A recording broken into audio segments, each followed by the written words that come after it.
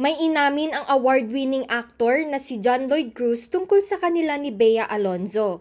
Sa programang Fast Talk with Boy Abunda, sinabi ni Lloydie hindi niya naisip kailanman ang magkaroon ng romantic relationship kay Bea.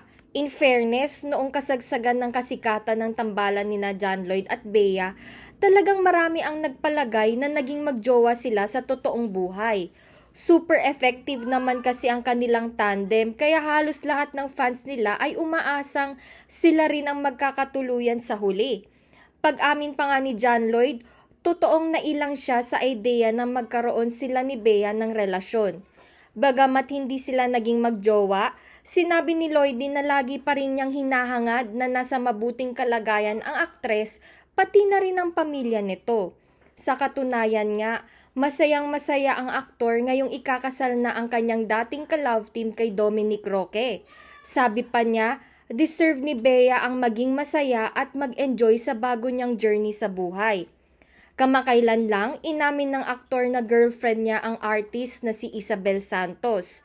Kwento ni Lloydie, magkakilala na sila ni Isabel bago pa siya umalis sa ABS-CBN noong 2017. Ngunit hindi lang daw nag-evolve ang kanilang relasyon at that time. Nagsimula ang dating rumors ng dalawa noong 2021. Ito po si Pauline Del Rosario at yan ang Bandera Chika natin for today.